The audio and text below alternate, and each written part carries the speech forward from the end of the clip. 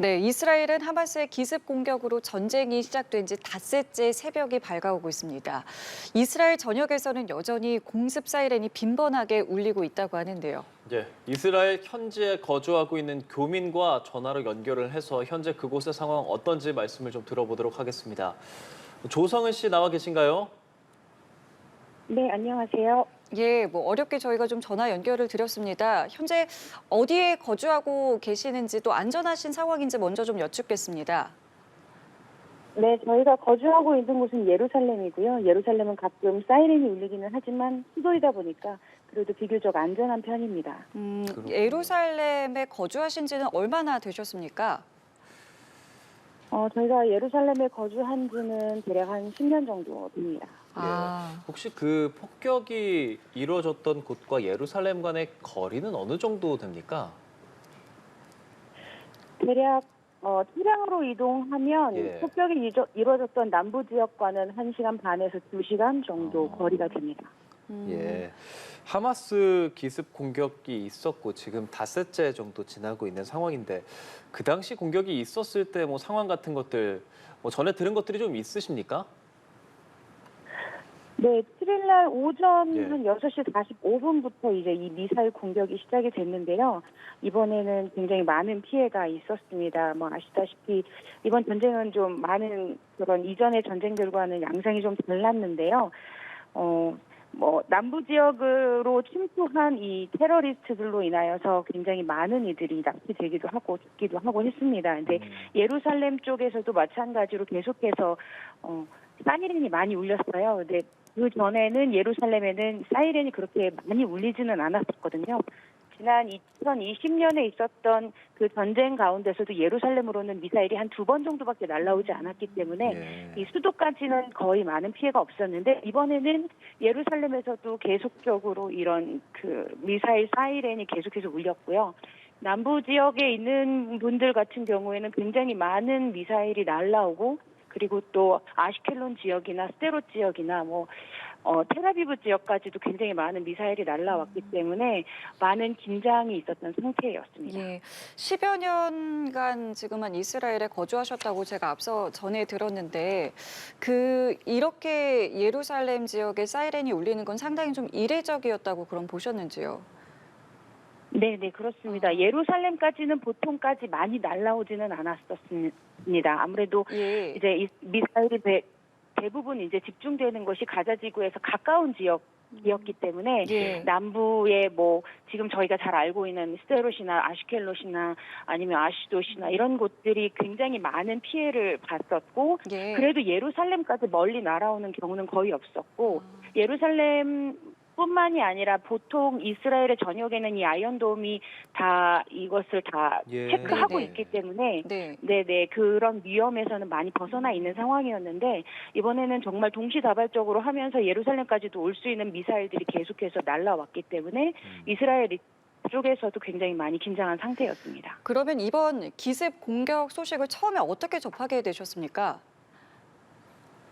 일단은 제일 먼저 들었던 거는 사이렌 소리였고요. 저희도 아침부터 사이렌이 계속 예루살렘에 울렸기 때문에 사이렌이 울리는 걸 보면서 이제 이스라엘 단톡방 같은 데서 이제 이런 기습 공격이 시작이 됐다라는 것들이 있었고요. 그래서 이제 현지 언론들이 하고 있는 뉴스 소식들을 접하고 그렇게 하면서 이제 소식을 정확하게 알 수 있었죠.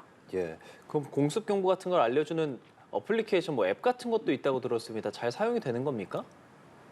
네네. 이스라엘에는 레드 예. 알트라는 이제 적색 경보라는 그 자체의 이름이에요.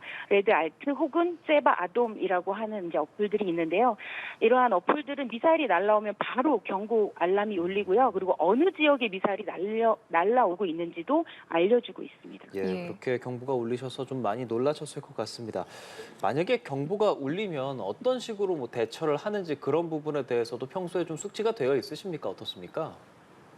네, 기본적으로 사이렌이 울리면 방공호 안으로 45초 내에 들어가야 합니다. 그래서 예. 이 방공호 안에서 상황을 지켜봐야 되는데요.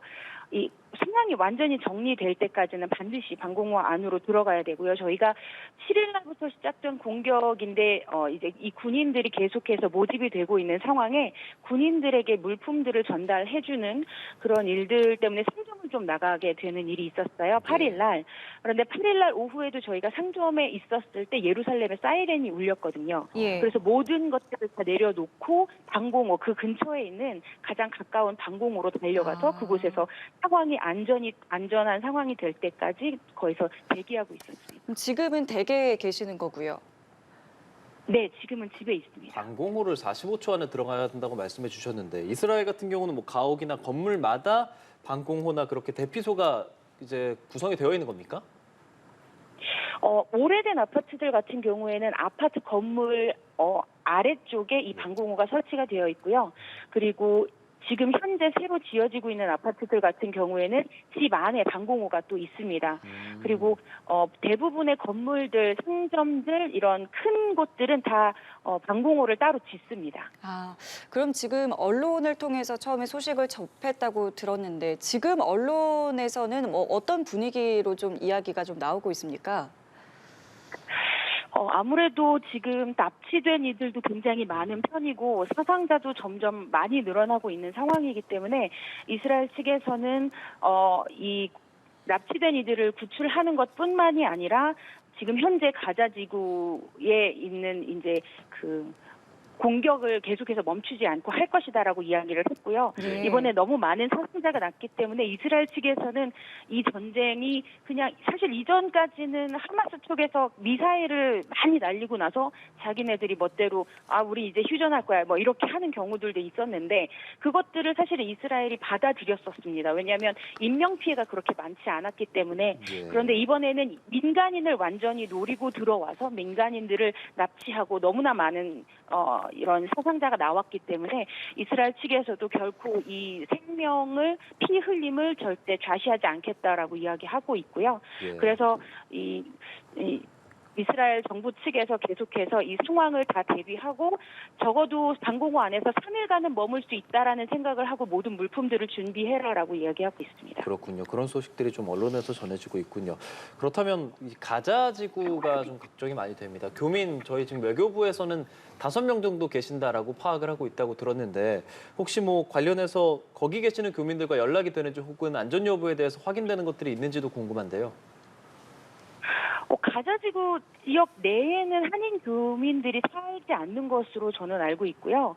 가자 지역 가까이에 살고 계시는 분들은 있습니다. 그래서 그분들은 다 모두 예루살렘이나 다른 지역으로 피신한 상황이고 지금 현재는 안전하게 계신 것으로 알고 있습니다. 그럼 다른 지역에 계신 교민분들과도 꾸준하게 좀 소통을 하고 계십니까? 네네, 저희가 이번에 사태가 시작이 되고 나서 제일 예. 먼저 이제 아시켈론에 사시는 분한테 저희가 연락을 했었습니다. 지금 상황이 어떻게 되고 있는지 그랬더니 계속 이제 방공호에 있는데 지침이 내려와서 다른 지역으로 피신하라고 얘기를 했기 때문에 이제 올라갈 예정이라고 이렇게 얘기를 하셨고 지금 현재 예루살렘으로 와 계신 걸로 압니다. 그렇군요. 피신 얘기를 해주셨으니까 지금 오늘 새벽에 이스라엘에 단기로 체류하시는 한국인 192명은 귀국을 했거든요. 혹시 교민들 중에서 뭐 이동 계획 같은 게 있으신 분들이 계실까요? 어떨까요? 저희가 따로 이야기를 했던 분들 가운데는 지금 현재는 한국으로 돌아가시겠다고 이야기하시는 분들은 없었습니다. 아무래도 이번 사태가 좀 사실 심각한 건 사실이지만 계속해서 이스라엘과 이제 가자 지역 그리고 혹은 이스라엘과 레바논 지역의 어떤 교전들이나 이런 상황들, 갈등들은 그동안에도 계속해서 반복적으로 일어났었던 상황이기 때문에 조금 더 상황을 지켜보고 더 만약에 상황이 심각해지거나 한다면 아마 그때쯤은 아마 생각하실 수도 있겠지만 지금 현재는 돌아가시겠다고 이야기하시는 분들은 없고요. 아마도 만약에 돌아가시는 생각을 하신다면 공부하러 온 젊은 친구들 같은 경우에는 한국으로 돌아갈 생각을 가지고 있는 것 같습니다. 예, 그렇다면 이제 저희가 좀 우려되는 부분은 일상생활이 아무래도 지금 조금은 영향이 있으실 것 같아서 뭐 현재 좀 가장 좀 우려되는 게 있으시다면 어떤 게 있는지 좀 끝으로 여쭙겠습니다. 네, 아무래도 이제 일상적으로는 생활을 하기가 사실 쉽지는 않은 상황이고요.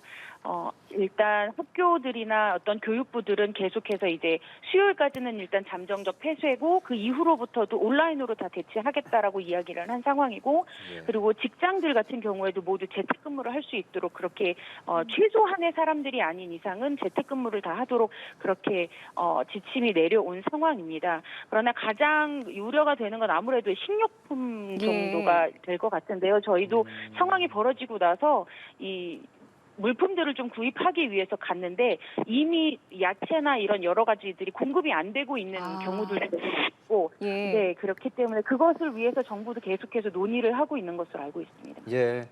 어려운 상황에서 이렇게 전화로 연결해서 현지 상황 전해주셔서 무척이나 감사합니다. 안전을 최우선으로 지내셨으면 좋겠다는 바람을 좀 전해보고요. 지금까지 조성은 이스라엘 교민과 전화 연결해봤습니다. 고맙습니다. 감사합니다. 네. 예, 고맙습니다.